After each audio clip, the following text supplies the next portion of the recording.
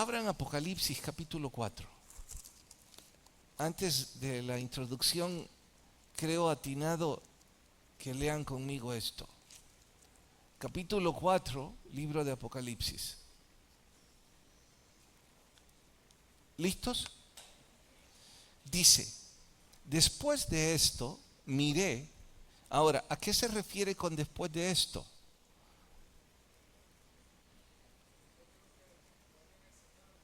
Se refiere a después de la historia de las 7 iglesias que hemos venido estudiando.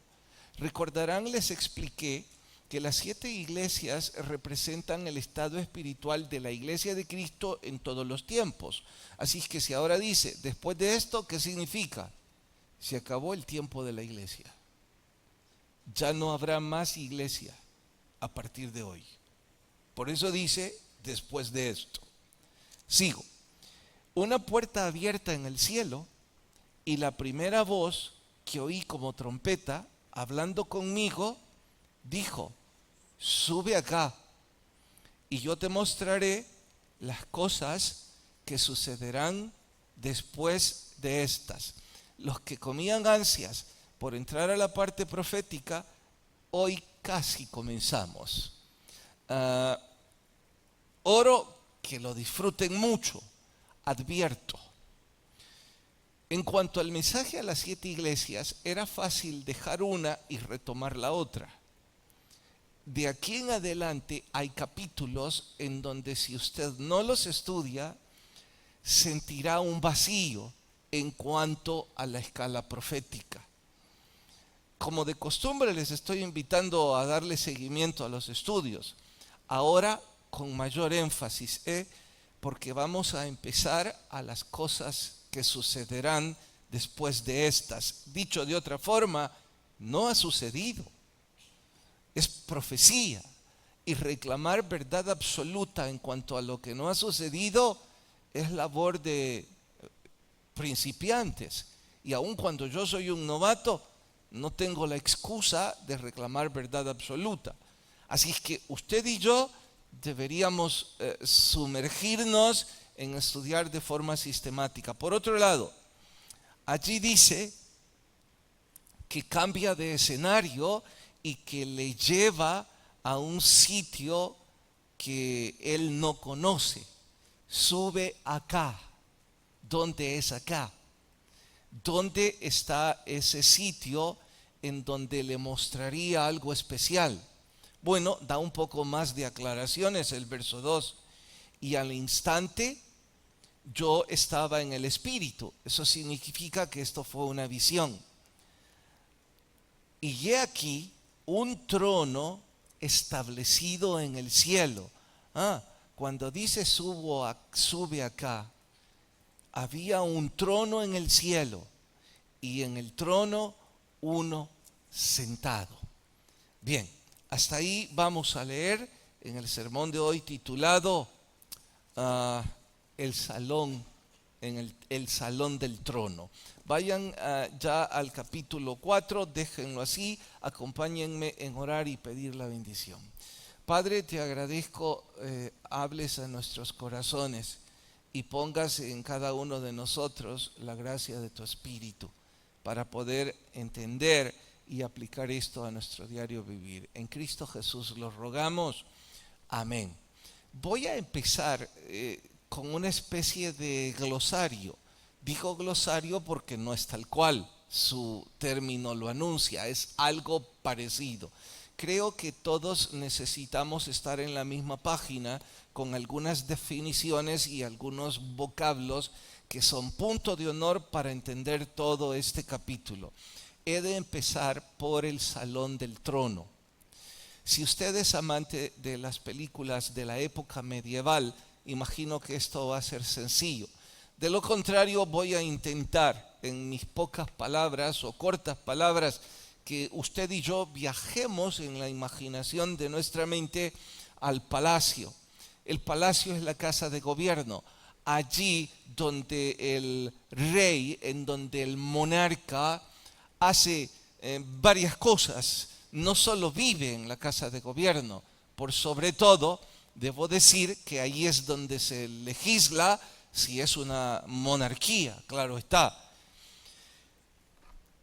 En el palacio hay diferentes estancias, desde luego, diferentes salones para cualesquiera necesidades, pero la estancia principal o la más importante es la que ocupa el trono, y allí es a la que se le llama el salón del trono. ¿Qué es lo que se lleva a cabo en dicha estancia? Bueno, distintas cosas, pero todas oficiales de gobierno. Me refiero a ceremonias como investiduras. Es decir, el rey se sienta en su trono y allí es donde da las credenciales a los oficiales de gobierno. Allí es donde recibe a funcionarios de otros gobiernos, y por eso dije, es un salón para distintas ceremonias de investidura. También allí es donde se leen los decretos, aquellos acuerdos que el monarca ha decidido para la legislatura de su gobierno. Y allí es también el lugar donde el rey hace justicia. Eso significa que no es únicamente retórica, no es únicamente arquitectura y suntuosidad el hecho de que dibujan o diseñan la estancia del Salón del Trono con mucho lujo y con un trono majestuoso. En honor a todo lo que les acabo de decir en este punto, estoy insistiendo que es la estancia más importante de la Casa de Gobierno. Atentos, porque en el Nuevo Testamento recoge la monarquía del Antiguo y dice que nuestro Señor tendrá un reino monárquico. Nuestro Señor es el Mesías príncipe y luego será el Rey de los Reyes. Cuando digo luego, es que son las cosas que están por pasar, no es que no hayan pasado ya. Como sea, cuando se encarnó en Cristo, Él era el Mesías príncipe. Ahora, sentado en su trono, es el Rey de los Reyes. ¿Qué es lo que está sucediendo entonces? El ángel ha invitado a Juan, el escritor, a entrar al salón del trono. Lo que Juan está a punto de describir en las palabras que le hicieron falta, muchas, ya ustedes lo verán, es precisamente la majestuosidad del palacio, de la casa de gobierno del Rey de Reyes. Y por eso le dice, sube acá, te mostraré, te dejaré ver esto. Eso es el salón del trono. Bueno, pero hay otras definiciones más en las que necesitamos estar en la misma página. Hay dos grandes instituciones en la Biblia que por ninguna razón usted como estudiante las debe pasar de largo. Por favorcito, si me ponen la luz. Antiguo y Nuevo Testamento. En cada una de ellas aparecen ambas instituciones, pero toman relevancia de forma separada en cada testamento. Puntualmente, en el Antiguo es Israel como nación. Les dije ya dos instituciones importantes, relevantes y emblemáticas. Si usted me dice las más importantes, creería que sí. No la voy a comparar con la familia, que es otra institución, sino más bien estoy hablando de gobierno. Bien, el Antiguo Testamento gira alrededor de esta institución. Toda la historia del Antiguo Testamento empieza desde luego con la historia de la nación hebrea en el Génesis y la lleva precisamente hasta Israel. Dicen algunos historiadores que de hecho la nación de Israel es algo así. Es una especie de cúspide en donde habla del nacimiento o surgimiento va hacia arriba hasta llegar a la época de oro y luego va en decadencia. Y esto es Génesis y esto es Malaquías. Y dichos historiadores razón tendrían, porque en efecto aquí está el surgimiento de la nación, llega su época de oro con el rey David y con su hijo Salomón, pero luego hay una decadencia, un abismo de inmoralidad que lleva a la monarquía hasta este abismo, terminando en el libro de Malaquías con la desaparición de la monarquía y prácticamente la desaparición del reino unificado que alguna vez fue Israel. El Israel de hoy no es el reino unificado. El Israel de hoy es una nueva historia de la nación hebrea. El reino unificado son 12 tribus, son 12 hijos de Israel. En el surgimiento de la nación, ellos la llevaron hasta la época de oro y luego a la decadencia. Bien, a esta institución se le conoce de distintas maneras, pero la que más debemos tener en mente es pueblo de Dios. También, desde luego, nación hebrea, y también deberíamos tener en mente las 12 tribus, que es otra manera de llamar a esta institución. ¿Por qué? Porque la nación de Israel tiene su surgimiento precisamente en los 12 hijos de Israel, que son las 12 tribus. Así es que si alguien dice, ¿dónde están los orígenes de la nación hebrea o de los judíos? Los orígenes de la nación hebrea es los 12 hijos de Israel. Algunos querrán ir más atrás y dirán, no, por favor, empieza desde Abraham. Ya dije, Génesis marca el comienzo y allí vamos en la historia. Pero esto es lo que deberíamos tener en mente. Luego hay una segunda institución que no es paralela ni representativa con la primera. Esta es la Iglesia de Cristo. Recalco, no es Israel, que sí es cierto que podríamos llamar a la Iglesia de Cristo como el Israel espiritual. Escuche lo que digo, tal vez, pero esto no es lo mismo que esto. A esta Iglesia de Cristo sí hacemos bien en llamar de igual forma pueblo de Dios. Pero no es Israel, aunque sí es el pueblo de Dios.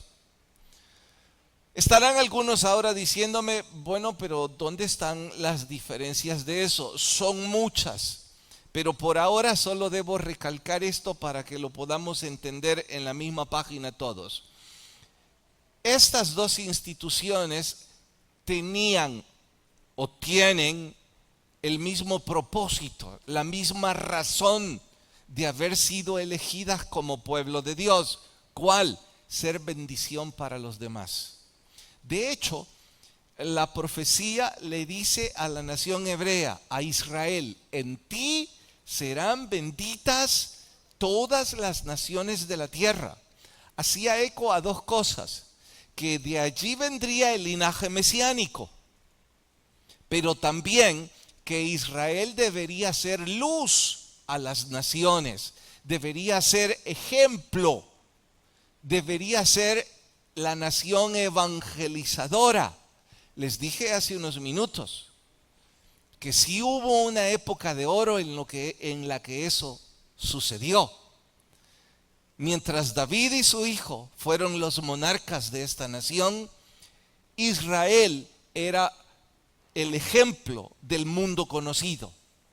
No en vano ustedes han leído las historias en donde reina de África llega de un país de África únicamente para conocer la gloria del Dios de Israel. Y qué sé yo, cuántas más naciones. No olviden que hasta donde la historia registra, Salomón no tuvo problema de guerras. Sí, creo que peleó una o dos, pero su gobierno de 40 años fue un periodo de paz y de prosperidad, de época de oro, en donde Israel era luz a las naciones en todos los aspectos. Claro, ellos cambiaron el propósito de Dios y se envanecieron. Se llenaron de arrogancia y pensaron que ellos eran superiores. Se llenaron de racismo y de discriminación. Y lejos de ser ejemplo, se volvieron en el horrendo ejemplo. Maldijeron su propio pueblo y la decadencia les llevó a la casi desaparición de la nación hebrea. Allí es donde surge la Iglesia de Cristo, retomando el propósito de la nación hebrea. ¿Cuál es la misión de la Iglesia de Cristo? Sino exactamente la misma: ser luz. Dice nuestro Señor: vosotros sois la sal de la tierra, vosotros sois la luz de la tierra, y 10 versículos más. Y que nosotros deberíamos ser el ente evangelizador, y nosotros somos los que tenemos el privilegio de llevar el evangelio a todas las naciones. Somos el pueblo de Dios y deberíamos ser luz a las naciones. La pregunta es: ¿la Iglesia de Cristo ha retomado esa visión o ha retomado el error de la nación hebrea y la Iglesia se ha convertido en un ente nominal, en un ente que no predica, que no comparte las buenas nuevas, que no vive diferente, que no es una nación diferente, que no tiene distintivos ni siquiera en su vestir, en su hablar, sino que es exactamente como el mundo? Solo hay dos opciones legítimas del mundo hacia la Iglesia de Cristo. ¿Cuál? Admiración o rechazo. El mundo solo puede hacer dos cosas ante un cristiano legítimo: admirarlo o rechazarlo. Si alguien está en la mitad, lo más seguro es que no tiene un distintivo de ser parte del pueblo de Dios. Bien, estas son las dos grandes instituciones. Pregunto, ¿me he dado a entender hasta aquí? ¿Sí, amén o no amén? Si me quiere preguntar: pastor, pero no entendemos en qué atañe todo esto a la profecía, se sorprenderán. Un poco de paciencia, necesitamos que todos hablemos el mismo idioma.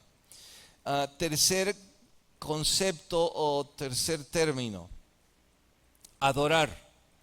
Adorar es asignar honor. Nosotros equivocadamente asociamos adorar de forma casi excluyente con cantar, pero adorar es asignar honor, obviamente al que lo merece, alabanza y gloria al que tiene el mérito. Esto significa que, mil disculpas por la burda ilustración que voy a ocupar, pero diría: ni modo. Si estamos en una obra de teatro y frente a nosotros artistas profesionales que los diálogos los tienen de memoria y logran interpretar el personaje de una manera única, arrancan sentimientos de admiración de nosotros, nuestros vellos se erizan y hay una escena extremadamente emotiva, no es de extrañar que nos ponemos de pie y empezamos a aplaudir. Estamos dando alabanza, estamos dando gloria, estamos dando honor al que lo tiene. Eso es adorar. Dije que es una muy burda ilustración porque al compararla con la adoración hacia nuestro Señor, claro que no hay parangón. Pero lo dije para que lo tengamos en mente. Adorar es ese acto de asignar gloria, asignar honor, asignar mérito al que mérito tiene. De ahí que cuando estamos en el tiempo de adoración, yo me siento incómodo, inquieto, por no decir molesto, cuando las personas, lejos de tener una actitud de adoración, muestran irreverencia. Yo digo en mis desvaríos, bueno, si no reconocen el mérito de nuestro Señor, al menos como adultos deberían tener el respeto y guardar silencio. Pero lejos de eso muestran una displicencia, un desinterés propio de gente sin educación. Pero en fin, eso es adorar. Bien, ¿me di a entender? Ya tenemos 2 o 3 conceptos. Ya sabemos qué es el salón del trono, y sabemos para qué sirve. Ya sabemos 2 instituciones emblemáticas y únicas en la Biblia, y sabemos qué significa el término adorar. Ahora debo explicar los 7 espíritus de Dios. Dirán algunos, vamos, predicador, creí que era un Dios trinitario y no entendí la Trinidad, y ahora usted viene con un espíritu séptuplo. No es tan complicado. En realidad, esta es una forma en donde describe con el número 7 la plenitud del Espíritu de Dios.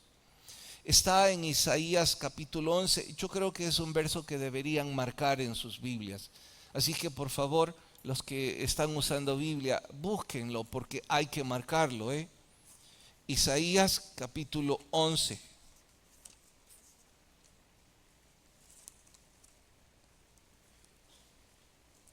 ¿Listos? Antes de leerlo, deben saber el contexto de Isaías. Isaías, como profeta, escribió en la época de decadencia de la nación hebrea. La monarquía estaba a punto de desaparecer. El pueblo de Dios en el Antiguo Testamento a punto de ser raído. Pues bien, en ese contexto, Isaías escribe una profecía y dice, verso 1, saldrá una vara del tronco de Isaí. ¿Quién fue Isaí?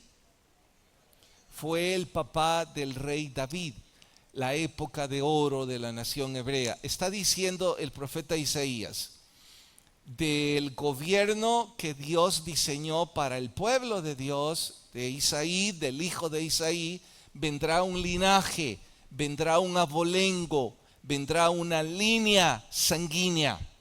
Sigue. Y un vástago retoñará de sus raíces. El vástago es el hijo del hijo del hijo de Isaí. Retoñará de sus raíces y reposará sobre este vástago el espíritu de Jehová, de sabiduría, inteligencia, consejo, poder, conocimiento y temor de Jehová. Allí hay 7. Entonces, ¿qué es lo que está diciendo? Que el Espíritu de Dios posará sobre el hijo de Isaí. Que la plenitud de la deidad va a posarse sobre el vástago, sobre el Mesías príncipe, y serán uno solo. Eso es lo que está diciendo. Pero hace eco a los 7 espíritus. ¿Que por qué? Bueno, ya saben que el 7 es representativo para toda la nación hebrea, para la historia bíblica y también para la profecía. Sin dejar de mencionar que ya les expliqué sobre el candelabro de 7 brazos, que representaba también la presencia de Dios en la casa de Dios, tabernáculo de Dios. Bien, último concepto que debemos estar todos en la misma página. Y les recalco, tengan paciencia. De hecho, es probable que algunos digan, ya son muchos cabos sueltos. Verán cuán fácilmente atan estos cabos sueltos en unos minutos. Todos creo saben que hay 4 evangelios en el Nuevo Testamento. Mateo, Marcos, Lucas y Juan. Y creo la mayoría de ustedes saben que todos ellos narran exactamente la misma historia. El nacimiento, la vida, la muerte y la resurrección de nuestro Señor. Pero no es lo mismo. Entre los cuatro hay diferencias marcadas. Es la misma historia con acentos y tildes distintas, no distintas, diferentes quizás es mejor decir, en honor a que obedece esas tildes o esos acentos que provocan la diferenciación. Obedece a quien estos escritores enviaron el Evangelio y con qué propósito lo enviaron. Es que en ese entonces el mundo conocido giraba alrededor, en esa región giraba alrededor de 4 naciones. ¿Cuáles? La primera era obviamente los judíos, es decir, la nación de Israel. ¿Por qué? Porque el Mesías príncipe es el pueblo de Dios y Cristo viene de los judíos. Luego estaban los romanos. ¿Por qué los romanos? Porque Roma gobernaba el mundo y los judíos eran vasallos de Roma. Luego estaban los griegos.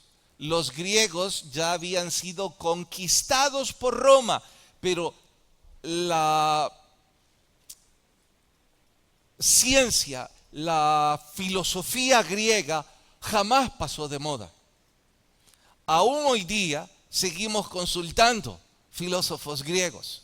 Aún hoy día se nos obliga a conocer sobre mitología griega. Aún cuando es fantasiosa y creativa, es un disparate, pero ¿quién no se ve obligado a leer 2 o 3 obras literarias que nos empujan a conocer sobre la filosofía griega? Tanto así que en la época de nuestro Señor, el idioma oficial no era el de Roma, no era el latín. El idioma oficial era el griego. Es decir, la gente culta en Roma hablaba griego, no hablaba latín, por la influencia griega. Y finalmente estaba la iglesia. ¿A quiénes me refiero con la iglesia? Note que aquí aparecen otra vez las dos entidades. Me refiero con la iglesia a todos aquellos, independientemente en qué nación habían nacido, ya habían creído en el Cristo resucitado. Entonces, cada uno de estos escribió de forma distinta a cada pueblo. Esto los obligaba a diferenciar la presentación, aunque fuera lo mismo. ¿De qué está hablando, pastor? Escuche esto. Mateo le estaba hablando a los judíos. ¿Qué era lo que los judíos esperaban y siguen esperando? Al Mesías príncipe. Entonces, Mateo les dijo en su evangelio a los judíos: Jesús es el rey de los judíos, el Mesías príncipe. De ahí que Pilatos puso en la cruz: este es el rey de los judíos, y los judíos se enfadaron porque creían que era un insulto, pero esa era la historia y la verdad y era la profecía. Así es que Mateo presenta a Jesús como un rey, y así aparecerá en el evangelio de Mateo como el rey de los judíos. Luego, ¿qué eran los judíos para los romanos? ¿Qué era el pueblo de Israel para Roma en ese entonces? Eran vasallos, eran esclavos, eran siervos. Entonces, si Marcos presenta a nuestro Señor como rey de Roma, ¿qué pensaría ellos harían? Cerrarían su corazón y no lo aceptarían. Entonces Marcos presentó a nuestro Señor no como rey, sino que como siervo. Y de ahí que en Marcos aparece repetidas veces nuestro Señor diciendo: yo no he venido para ser servido, sino para servir. Pues bien, es un siervo. Luego, para los griegos, ¿cómo podía presentarles Lucas, el médico, a los griegos? Con ese promedio intelectual muy por encima de todos. Bueno, tenía que presentarlo con la perfección de la filosofía griega. Imagino todos ustedes saben que para los griegos la perfección es el cuerpo humano y por sobre todo el del hombre.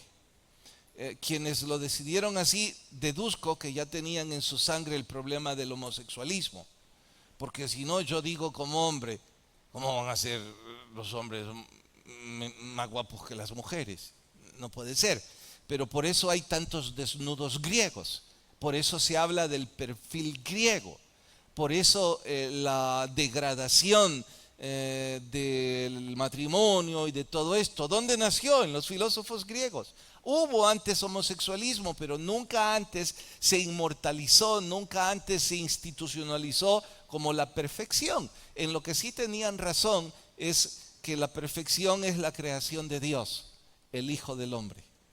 Entonces, Lucas presentó en su evangelio como el Hijo del Hombre, y así aparece. El Hijo del Hombre vino a hacer tal y tal cosa. Y luego, si estos ya creían en Jesús, ¿qué es Jesús para los que ya creen en el Cristo resucitado? Sino el Hijo de Dios.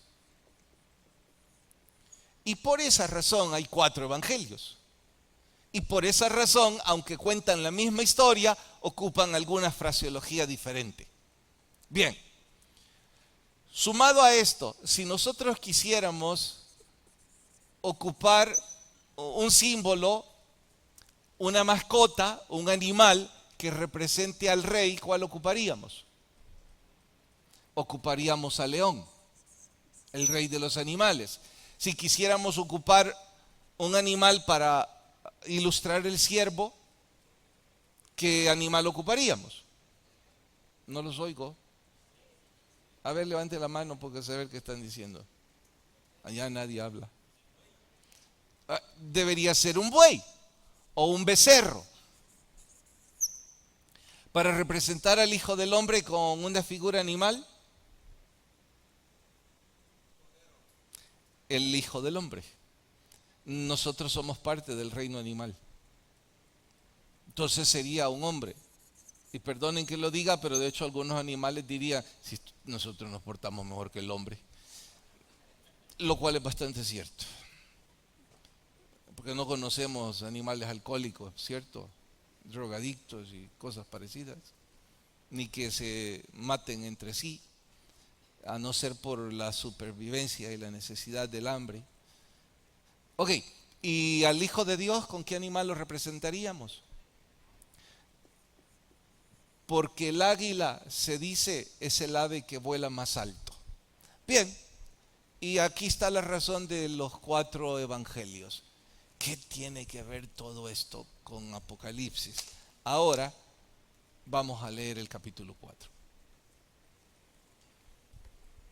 Bien, para empezar a leerlo, por favor, que sus mentes viajen hasta el salón del trono, en donde ustedes y yo el ángel invitó a Juan a ver esto y le dijo: escribe estas cosas porque quiero que la capilla entre con Juan y vea lo que Juan vio.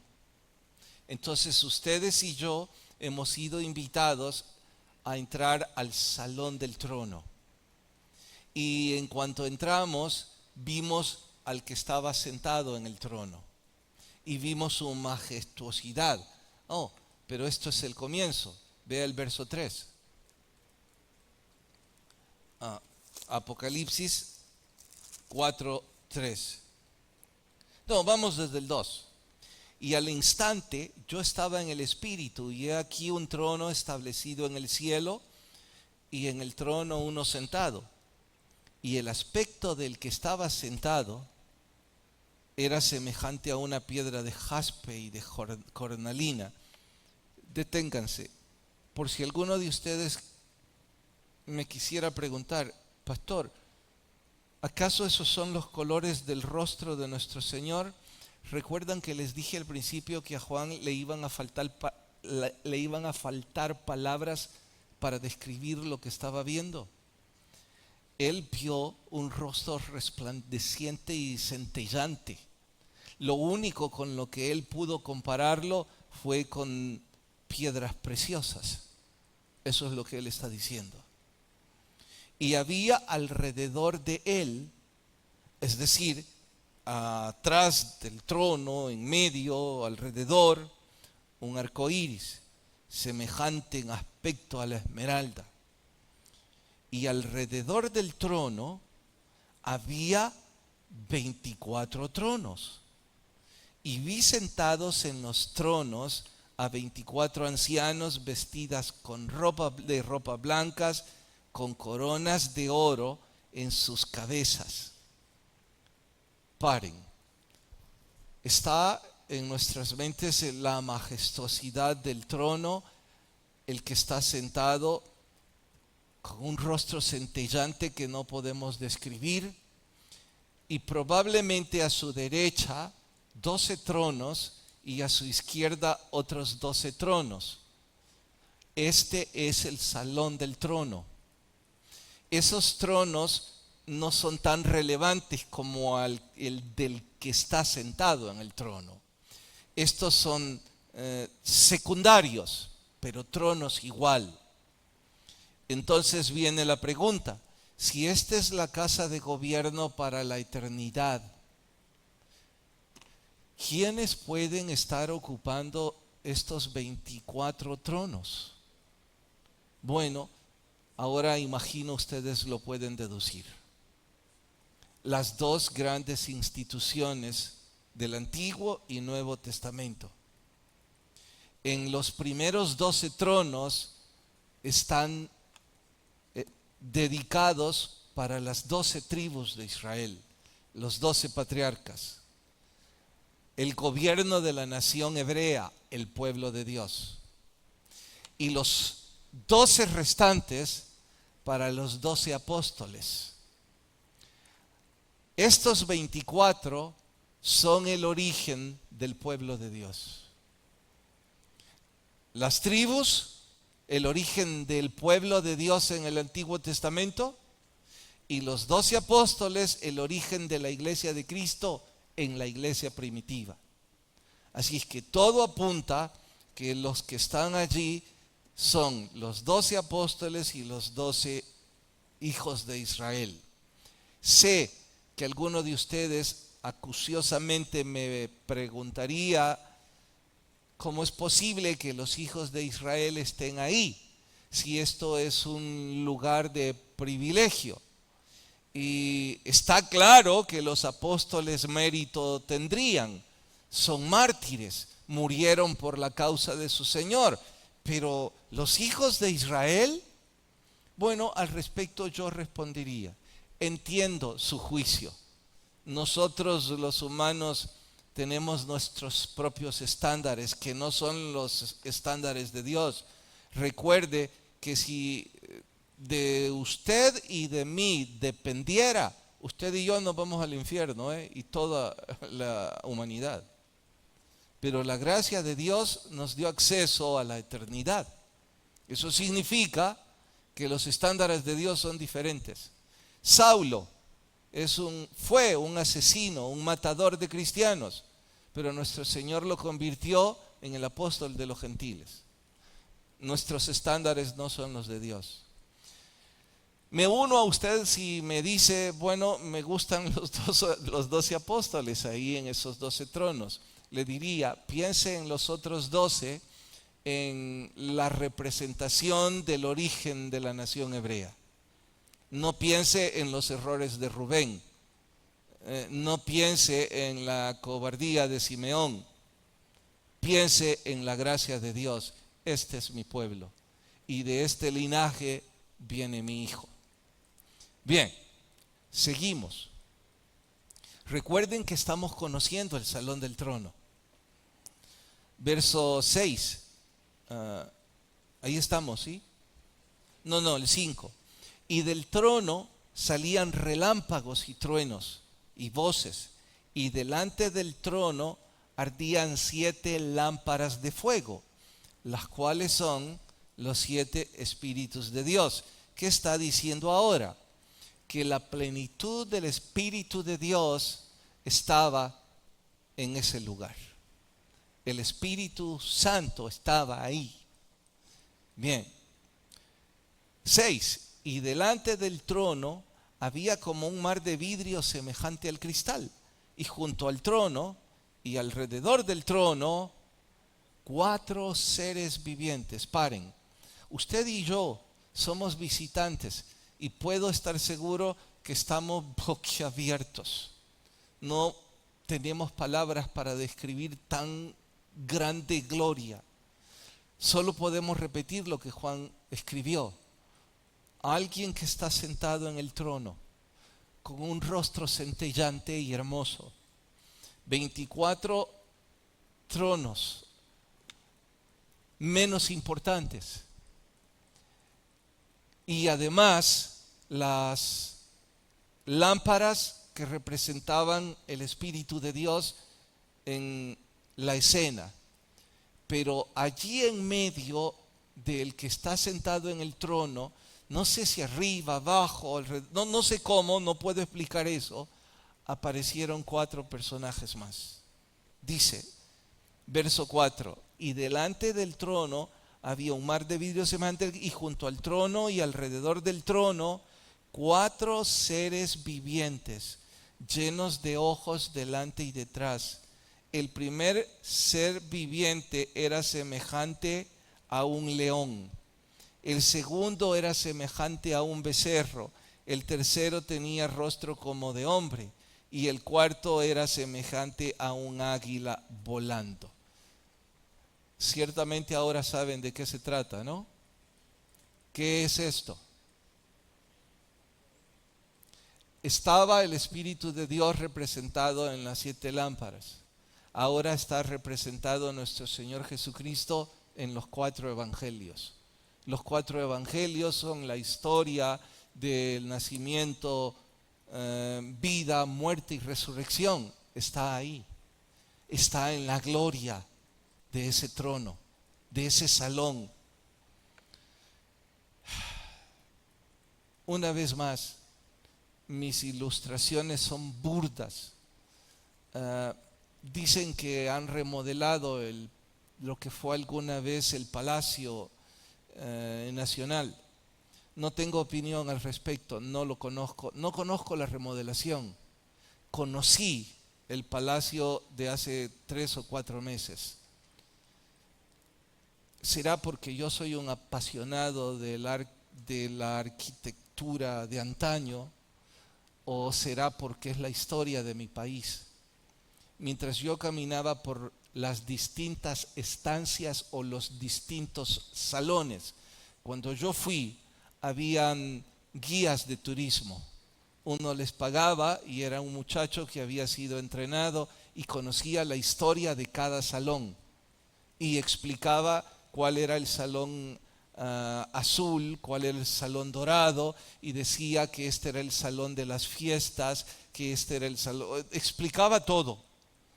A mí el que más me impresionó fue la estancia de los diputados, porque allí estaban todavía los escritorios, los curules, que alguna vez los diputados ocuparon para legislar esta nación, las escalinatas, los pisos españoles. Era fascinante. Aún yo con tan poca cultura estaba boquiabierto.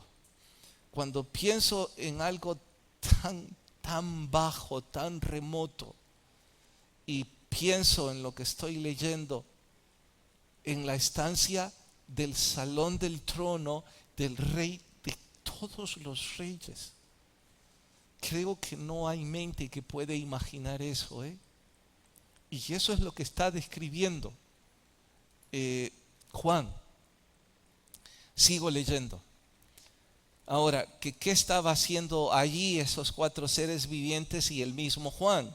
Dice, y los 4 seres vivientes tenían cada uno ojos y no cesaban de decir noche y día: Santo, Santo, Santo es el Señor Dios Todopoderoso, el que es, el que ha de venir.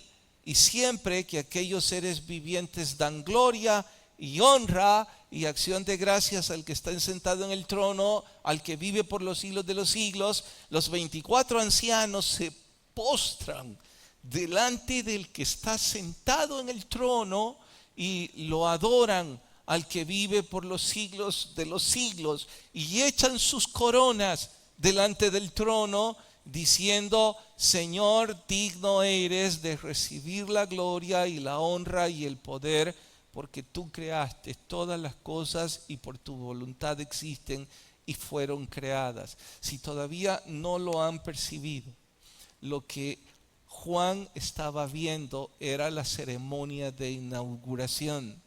En otro ejemplo burdo, lo que en las películas medievales muestran cuando las trompetas suenan y un atalaya empieza a describir la grandeza del que está en el trono, y usan títulos como todos de pie ante su majestad, el rey de los tantos reinos, el rey de los hombres, el rey, y da todos los títulos que ha conquistado ese rey. Lo que están haciendo aquí es precisamente esa ceremonia, dándole la gloria al que gloria merece, reconociendo su majestuosidad y su honra. ¿Qué es eso sino adoración al que está sentado en el trono? La ceremonia de investidura, porque pronto aparecerá en Apocalipsis cuando los santos mártires de la iglesia de Cristo recibirán sus coronas. Pronto verán en Apocalipsis cuando la iglesia de Cristo es arrebatada y es convertida en la esposa del que está sentado en el trono. Pronto verán todas esas ceremonias de investidura, pero también pronto verán las ceremonias de juicio, verán las plagas, verán los sellos, verán la gran tribulación. Todo se va a dictar desde el trono.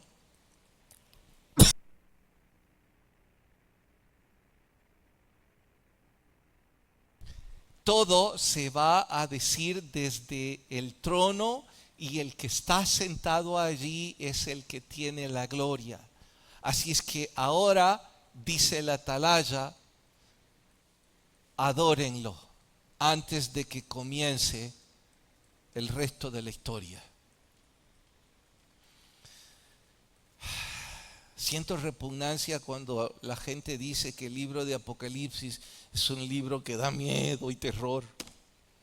¿Cómo se les ocurre si mis vellos ahora se erizan cuando leo la gloria de la ceremonia de adoración de mi Dios? Esto no da terror, esto inspira, esto da esperanza. Digo, ¿cómo quisiera poder estar ahí? Según la Biblia, voy a estar, lo voy a ver. Pero mientras eso sucede, ¿qué puedo aplicar? ¿Qué enseñanza para nuestra vida diaria? Sino precisamente la importancia de la adoración.